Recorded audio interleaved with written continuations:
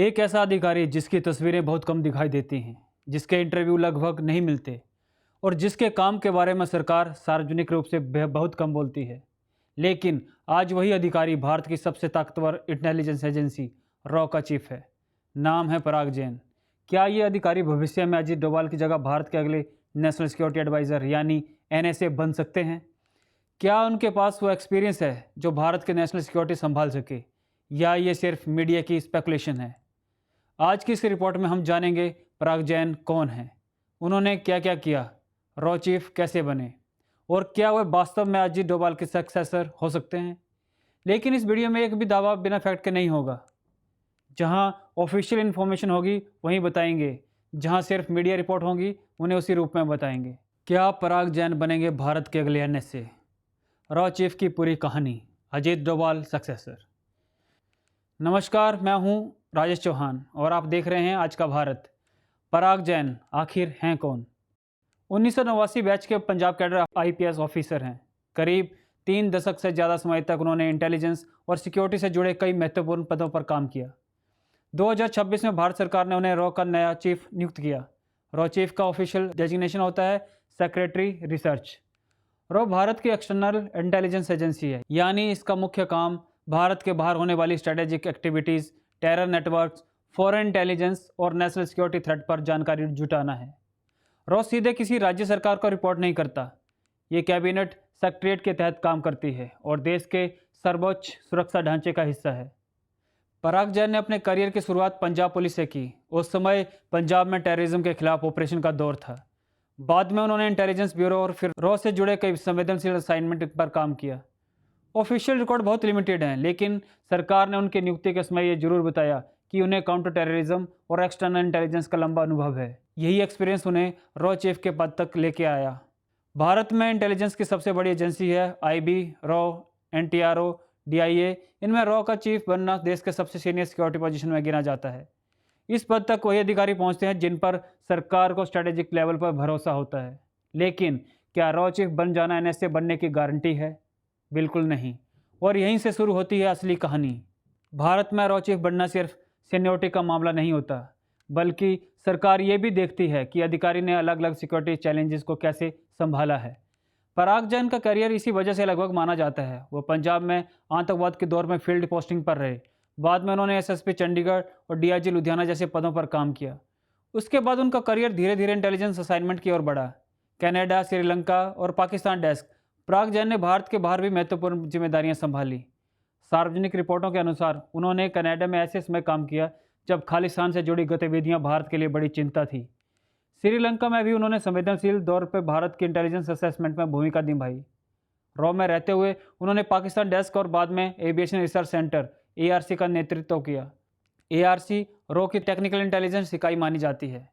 ध्यान रहे, इन नियुक्तियों का विवरण सार्वजनिक है, लेकिन इनसे जुड़े स्पेसिफिक ऑपरेशन आज भी क्लासिफाइड हैं।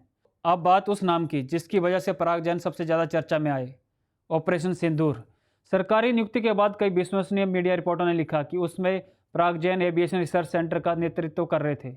रिपोर्ट के अनुसार एआरसी द्वारा जुटाई गई इंटेलिजेंस ने पाकिस्तान और पाकिस्तान अधिकृत कश्मीर में आतंकी ठिकानों की पहचान और प्रिसीजन टारगेटिंग में महत्वपूर्ण योगदान दिया। इसी वजह से उन्हें ऑपरेशन सिंदूर के प्रमुख इंटेलिजेंस आर्किटेक्ट में से एक बताया गया। लेकिन यहाँ एक बात बहुत महत्वपूर्ण है, भारत सरकार ने ऑपरेशन सिंदूर की पूरी ऑपरेशनल प्लानिंग सार्वजनिक नहीं की है। इसलिए ये कहना है कि पूरा ऑपरेशन उन्होंने ही चलाया तथ्यात्मक रूप से सही नहीं होगा। सही बात यह है कि विश्वसनीय मीडिया रिपोर्ट ने उनके नेतृत्व में एआरसी की महत्वपूर्ण भूमिका उल्लेख किया है, जबकि ऑपरेशन के विस्तृत विवरण अभी भी गोपनीय हैं। रॉ चीफ और एनएसए में क्या फ़र्क है? यही सबसे बड़ा भ्रम है। बहुत से लोग सोचते हैं कि रॉ चीफ के बाद अगला कदम एनएसए बनना होता है, लेकिन ऐसा कोई नियम नहीं।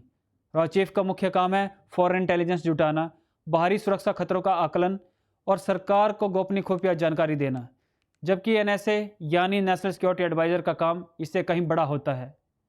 एनएसए को प्रधानमंत्री को नेशनल सिक्योरिटी सलाह देना, raw IB, defence, intelligence, military और विदेश मंत्रालय के बीच में कोऑर्डिनेशन करना होता है और कई बार विदेश नीति तथा सुरक्षा रणनीति के बड़े फैसलों में भी भूमिका निभानी होती है। यानी रॉ चीफ एक मास्टर इंटेलिजेंस ऑफिसर हो सकता है। लेकिन एनएसए बनने के लिए स्ट्रेटेजिक लीडरशिप, पॉलिसी मेकिंग और इंटर एजेंसी कोऑर्डिनेशन भी उतना ही जरूरी है। क्या पराग जैन में वो गुण दिखाई देते हैं? अगर सार्वजनिक रिकॉर्ड देखें तो उनके पक्ष में कई बातें हैं। 35 साल से अधिक का पुलिस खुफिया अनुभव, पंजाब में आतंकवाद विरोधी दौर पर फील्ड पोस्टिंग, रॉ में पाकिस्तान डेस्क की जिम्मेदारी, कनाडा में खालिस्तान से जुड़ी गतिविधियों पर काम, श्रीलंका में संवेदनशील राजनीतिक दौर के दौरान भारतीय खुफिया प्रतिनिधि की भूमिका, एविएशन रिसर्च सेंटर एआरसी का नेतृत्व और रॉ चीफ बनने से पहले ऑपरेशन सिंदूर के दौरान एआरसी के नेतृत्व में महत्वपूर्ण खुफिया योगदान का उल्लेख कई विश्वसनीय मीडिया रिपोर्टों में किया गया है। इन सबको देखें तो ये साफ है कि पराग जैन का अनुभव केवल एक क्षेत्र तक सीमित नहीं, उन्होंने फील्ड इंटेलिजेंस, टेक्निकल इंटेलिजेंस और ह्यूमन इंटेलिजेंस तीनों के साथ काम किया है। कई रिपोर्ट उन्हें इन दोनों क्षमताओं से जोड़ने वाले अधिकारी के रूप में वर्णित करती है। यही सबसे महत्वपूर्ण बात आती है। उत्तर है जरूरी नहीं। भारत में एनएसए की नियुक्ति किसी प्रमोशनल लिस्ट से नहीं होती, ये पूरी तरह प्रधानमंत्री और केंद्र सरकार का निर्णय होता है। इतिहास देखें तो अजीत डोभाल रॉ चीफ नहीं थे, वो इंटेलिजेंस ब्यूरो आईबी के डायरेक्टर है और बाद में एनएसए बने। दूसरी तरफ कई रॉ चीफ अपने कार्यकाल के बाद सेवानिवृत्त भी हुए और कभी एनएसए नहीं बने, इसलिए रॉ चीफ होना एनएसए बनने की गारंटी नहीं। अब सबसे बड़ा सवाल, क्या पराग जैन अजीत डोभाल की जगह ले सकते हैं? उनके पास राष्ट्रीय सुरक्षा और खुफिया क्षेत्र का व्यापक अनुभव है, इसलिए उन्हें एक संभावित योग्य उम्मीदवार के रूप में देखा जा सकता है। लेकिन अभी तक भारत सरकार ने ऐसा कोई संकेत नहीं दिया कि वो अगले एनएसए होंगे। मीडिया और रणनीतिक हलकों में उनके नाम की चर्चा होती है, लेकिन ये स्पेकुलेशन है, ऑफिशियल इन्फॉर्मेशन नहीं। इसलिए आज ये कहना है कि पराग जैन ही अगले एनएसए होंगे तथ्यात्मक रूप से सही नहीं होगा। तो दोस्तों, अगर हम बिना किसी राजनीतिक चश्मे के देखें तो 3 बातें साफ निकल कर आती हैं। पहली, पराग जैन भारत के सबसे अनुभवी इंटेलिजेंस ऑफिसर में से एक। दूसरी, उनका करियर पंजाब, जम्मू कश्मीर, पाकिस्तान, कनाडा, श्रीलंका और रॉ के टेक्निकल इंटेलिजेंस विंग जैसे बेहद संवेदनशील क्षेत्रों से जुड़ा रहा है। तीसरा, क्या वे अगले एनएसए बनेंगे? इसका जवाब आज किसी के पास नहीं। ये फैसला अंततः प्रधानमंत्री और केंद्र सरकार करेगी, लेकिन इतना जरूर कहा जा सकता है कि उनका अनुभव उन्हें देश के शीर्ष सुरक्षा अधिकारियों की श्रेणी में खड़ा करता है। अब सवाल आपसे, अगर भविष्य में एनएसए बदलते हैं तो क्या भारत को एक रॉ बैकग्राउंड वाला एनएसए चाहिए या आईबी डिप्लोमेसी या मिलिट्री बैकग्राउंड वाला?